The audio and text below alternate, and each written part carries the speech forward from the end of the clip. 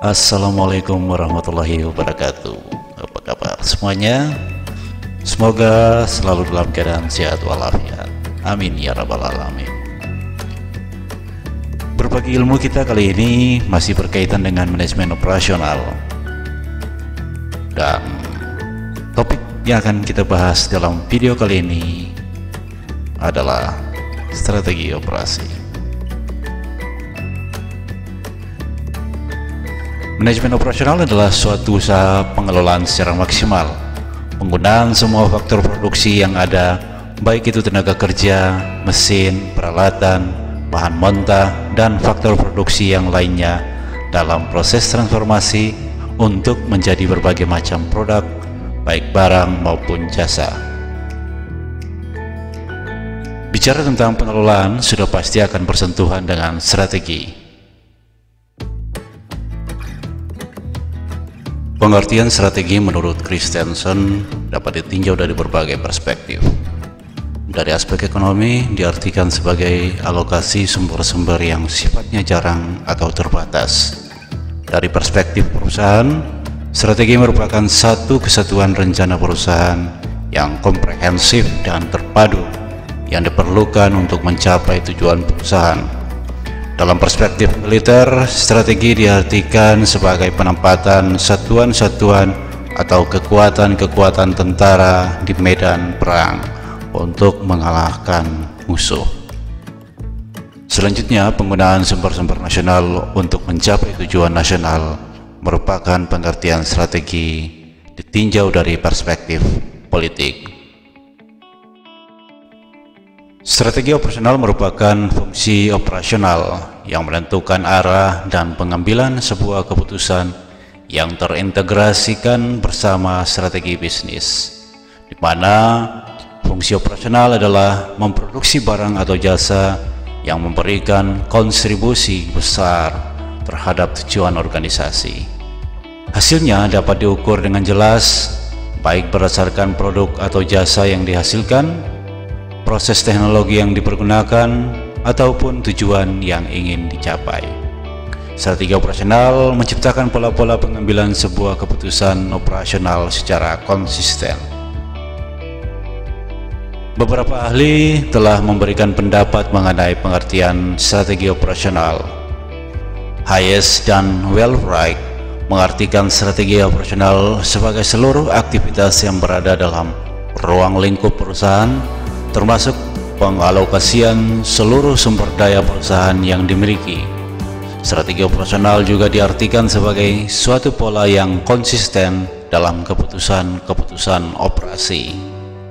Menurut Anderson dan kawan-kawan, strategi operasional adalah visi jangka panjang yang terdiri dari misi, tujuan, atau sasaran, kebijakan, serta distinctive kompetens dari suatu perusahaan. Wickham Skinner mendefinisikan strategi operasi dalam hal keterkaitan antara keputusan-keputusan dalam operasi dengan corporate strategy. Schroeder, Anderson, dan Cleveland menjelaskan bahwa strategi operasi dibangun dari 4 komponen, yakni misi, tujuan, keunggulan khusus, dan kebijakan. Keempat komponen ini membantu menegaskan tujuan apa yang dicapai dan bagaimana cara mencapai tujuan tersebut. Hasil strategi akan membantu mengarahkan manajemen dalam pengambilan keputusan pada seluruh tahap operasi. Dari berbagai definisi mengenai strategi operasional tersebut, maka secara umum strategi operasional dapat diartikan sebagai sebuah komitmen terhadap seluruh aktivitas yang telah direncanakan ataupun yang berada pada lingkup perusahaan atau organisasi. Dengan demikian, maka strategi operasi adalah merupakan aktivitas yang akan dijalankan oleh manajemen dengan memaksimalkan sebaik mungkin semua sumber daya yang dimiliki oleh perusahaan. Selanjutnya, kita bisa menentukan indikator dari sebuah strategi operasional. Di antaranya, pertama, komitmen terhadap aktivitas yang ada pada lingkup perusahaan.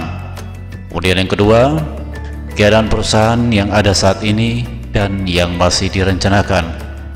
Ketiga, proses transformasi. Aktivitas organisasi bisa menjadikan masukan sebagai nilai tambah. Dan yang keempat, distinctive competence, kemampuan spesifik perusahaan dalam memberikan nilai tambah. Berikut ini ditampilkan hubungan antara strategi perusahaan dengan strategi produksi atau strategi operasi yang dikutip dari Kaiser di tahun 1994. Pembentukan strategi operasi pada perusahaan pada dasarnya ditujukan agar perusahaan mempunyai keunggulan relatif pada bidang produksi atau operasi dibanding pesaingnya, yang pasti sejalan dengan strategi perusahaan secara umum dalam pencapaian visi dan misi perusahaan atau organisasi yang telah ditetapkan sebelumnya. Lantas, apa kontribusi manajemen operasi pada strategi? Michael Porter menegaskan bahwa perusahaan mencapai misinya dengan 3 cara konseptual, yakni diferensiasi, kepemimpinan biaya, dan respon yang cepat. Dengan kata lain, konsumen atau pelanggan menginginkan produk barang maupun jasa yang telah dihasilkan oleh perusahaan. Pertama, harus lebih baik atau setidaknya berbeda.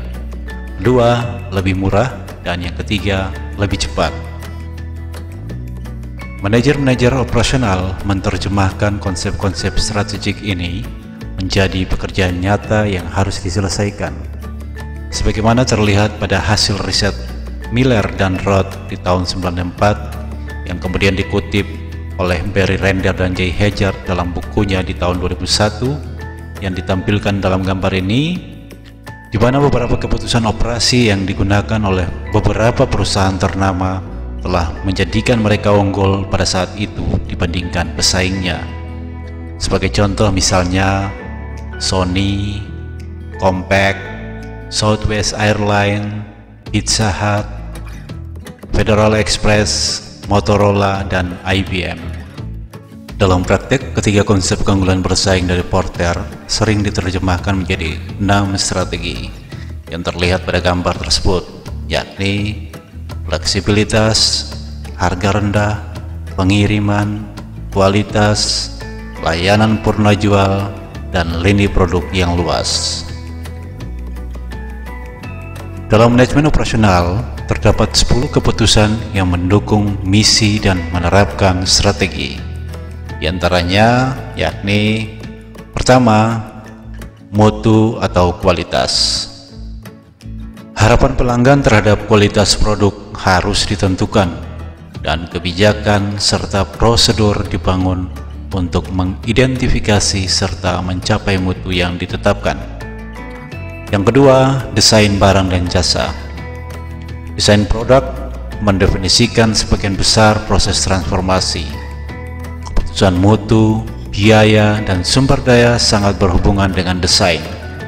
Desain seringkali menetapkan batas bawah biaya dan batas atas mutu. Yang ketiga, desain proses dan kapasitas. Keputusan proses yang diambil membuat manajemen mengambil komitmen dalam hal teknologi, kualitas, penggunaan sumber daya manusia, dan pemeliharaan spesifik. Komitmen pengeluaran dan modal ini akan menentukan struktur biaya dasar suatu perusahaan. Yang keempat adalah strategi lokasi. Keputusan lokasi organisasi manufaktur dan jasa menentukan kesuksesan perusahaan. 5. Strategi tata letak. Aliran bahan baku, kapasitas yang dibutuhkan, tingkat karyawan, keputusan teknologi, dan kebutuhan persediaan mempengaruhi tata letak. Yang keenam, sumber daya manusia dan rancangan pekerjaan. Manusia merupakan bagian yang integral dan mahal dari keseluruhan rancang sistem. Karenanya, kualitas lingkungan kerja diberikan, bakat dan keahlian yang dibutuhkan, dan upah yang harus ditentukan dengan jelas. Yang ketujuh, manajemen rantai pasokan atau supply chain management. Keputusan ini menjelaskan apa yang harus dibuat dan apa yang harus dibeli. Yang kedelapan adalah persediaan, perencanaan, kebutuhan bahan baku, dan just in time. Keputusan persediaan dapat dioptimalkan hanya jika kepuasan pelanggan, pemasok, perencanaan produksi, dan sumber daya manusia dipertimbangkan. Yang kesembilan adalah penjadwalan jangka menengah dan jangka pendek. Jadwal produksi yang dapat dikerjakan dan efisien harus dikembangkan. Permintaan terhadap sumber daya manusia dan fasilitas harus ditentukan dan dikendalikan. Yang ke-10, perawatan atau maintenance. Keputusan harus dibuat pada tingkat kehandalan dan stabilitas yang diinginkan. Rencana untuk implementasi dan pengawasan sistem pemeliharaan sangatlah penting.